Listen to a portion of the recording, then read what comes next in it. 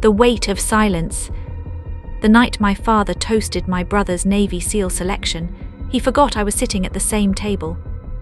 "To Marcus," Dad said, raising his glass of 18-year scotch, eyes bright with the kind of pride I hadn't seen directed at me since I was 7 years old and won a spelling bee.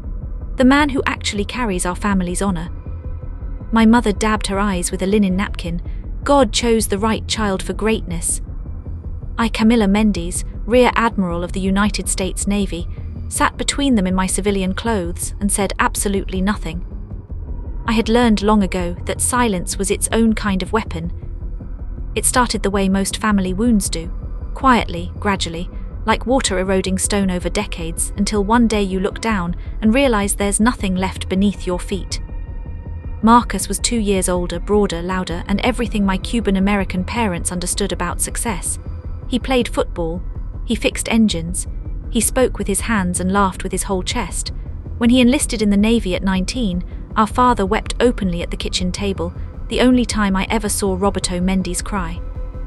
I enlisted 3 months later. Nobody cried.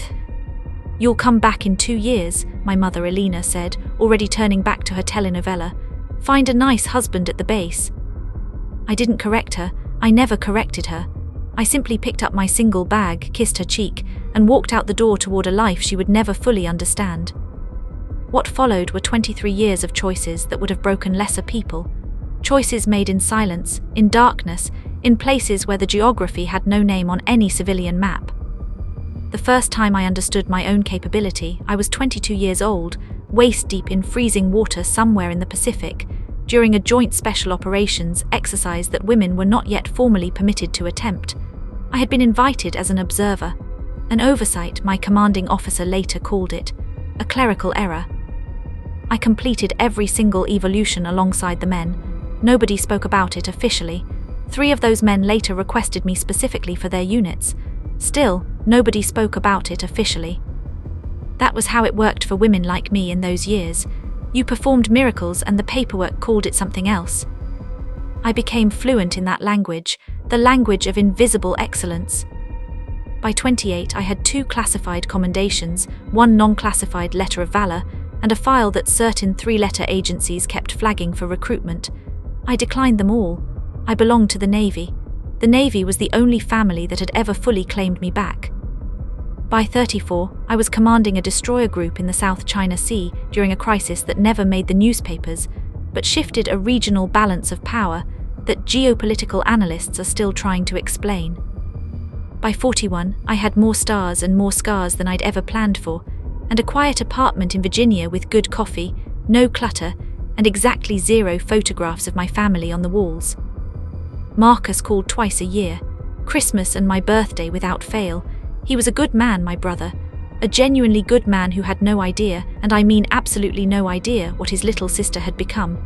Our parents had kept him in the same comfortable dark they kept themselves. "You still pushing papers at the Pentagon, Cammy?" he'd ask warmly without malice. "Something like that," I'd answer. Then came the ceremony. Marcus had fought his way to Navy SEAL selection after 2 previous attempts. He was 40, which made it more remarkable, not less. I was genuinely proud of him. I flew in from a NATO coordination meeting in Brussels specifically to be there, still feeling the ghost of jet lag in my bones, and sat 3 rows back in my civilian clothes because the event was family designated, and I had chosen, deliberately, not to arrive in uniform. I wanted one day where I was simply his sister. My parents didn't know I was coming. I had texted Marcus, who kept the secret with the discipline of someone who understood operational security at a cellular level, even if he didn't know the full scope of why his sister valued it.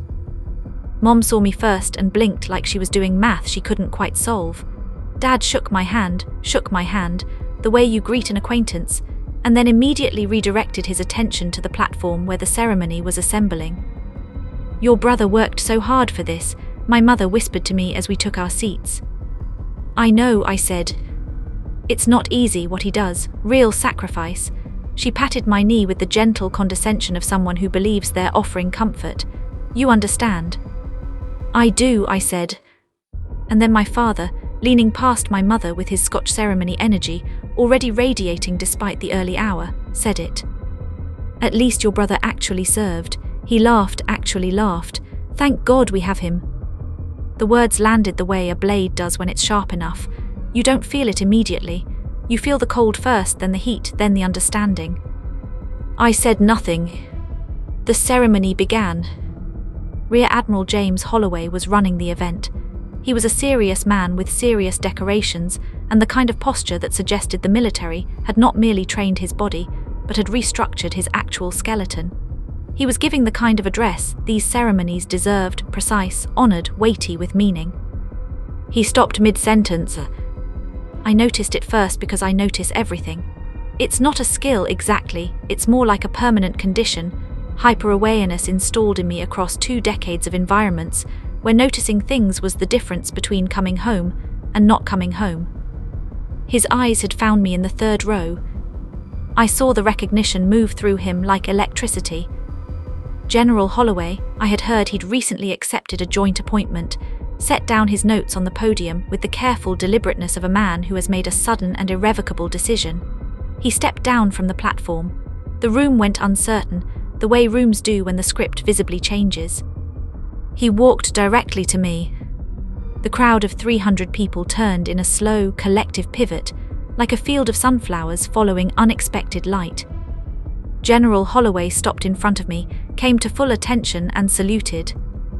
"Admiral Grayson," he said, and here I must pause to explain that Grayson was my operational call sign, the name that existed in the classified architecture of theaters and missions and decisions that had shaped outcomes most of these people would never know occurred. "It's an honor, ma'am." The whole crowd turned. I rose slowly, the way I had learned to rise in every room, without urgency, without performance. With the quiet authority of someone who has nothing left to prove to anyone, I returned his salute with the precision of reflex. "General Holloway," I said, "the honor is mutual." 300 people were completely silent. And then from 2 rows behind me, I heard my mother make a sound I had never heard her make before. Not a word, not a sentence, just a sound sharp and small, like something internal had just recalibrated without her permission. My father said nothing at all. What followed was not dramatic. I want to be clear about that, because real life rarely rewards the dramatic the way stories promise it will. Marcus found me after the ceremony, still in his dress uniform, his new SEAL insignia catching the light. He put both hands on my face the way he used to when we were children, his big brother hands, rough and certain, and looked at me for a long moment. "How long?" he asked simply. "A while," I said. "Rear Admiral." "Yes." He laughed, and it sounded like Roberto Mendy's laughing, the full-chest laugh I had grown up with, except on Marcus it had always been warm instead of comparative. "My baby sister is a Rear Admiral of the United States Navy, and I have been asking her if she likes pushing papers at the Pentagon." "You couldn't have known." "I should have known," he shook his head slowly. "I should have asked better questions." "You asked every question I gave you room to ask," I said. "That's on me."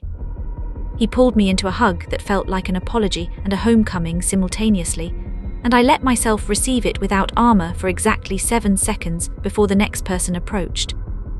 My parents found me near the reception tables. My mother's eyes were different. Something in them had shifted, cracked open, let in a draft of cold air that I think had been waiting outside their particular window for 20 years. "Camilla," she said. "Mom." She looked at my face for a very long time. Elena Mendes was 68 years old, with the beauty of someone who had once been photographed and knew it, and the particular grief of a woman who realizes, too late, that she had been looking at the wrong horizon. "Why didn't you tell us?" she asked. Her voice was quiet, she wasn't angry, she was genuinely asking. I thought about the honest answer for a moment, the way I think about all important questions, carefully, without sentimentality. "You never asked," I said gently, and I stopped offering. She absorbed this, I watched it move through her. My father stood beside her with his hands in his pockets, and the expression of a man whose internal architecture is being revised against his will. Roberto Mendes was not a villain. I want to be clear about that too.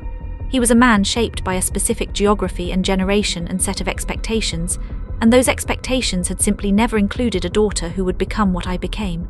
His failure was not cruelty. It was a profound, costly failure of imagination. "I owe you an apology," he said finally. The words came out stiff, like he was reading from a document he hadn't fully reviewed, but they came out. That mattered. "You owe me a conversation," I said. "The apology can come later, when you understand fully what you're apologizing for." He nodded once slowly. A military nod, I thought, not from training, but from something inherited or perhaps finally recognized. I flew back to Virginia 2 days later. In my quiet apartment, I made good coffee and stood at my window watching the Potomac catch the early light, and I thought about what it costs to be unseen by the people who should have been your first audience.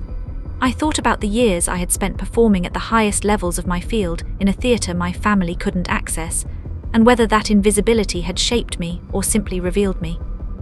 I decided, standing there with the coffee warm in my hands, that it had done both. The wound was real. I didn't minimize it. 23 years of casual dismissal from two people whose voices live in the deepest rooms of your psychology, that doesn't evaporate because a general saluted you in front of them. Healing is slower and less cinematic than a single public moment. But something had shifted irrevocably. Not in them, though I believed cautiously that it might, but in me, in the particular architecture of shame and silence I had built around the part of myself that still wanted their recognition. A small door had opened in that structure. Fresh air was moving through. I had not built my career to prove something to my parents. I had built it because the work was real and the stakes were real, and I was extraordinarily good at it. That truth remained untouched. But it was something to have it seen. Marcus called the next morning. "Dad cried last night," he said without preamble. "Good," I said without malice. A long pause. "He's going to call you." "I know. He doesn't know how to start." "He'll figure it out," I said. "He raised a Navy SEAL and a Rear Admiral.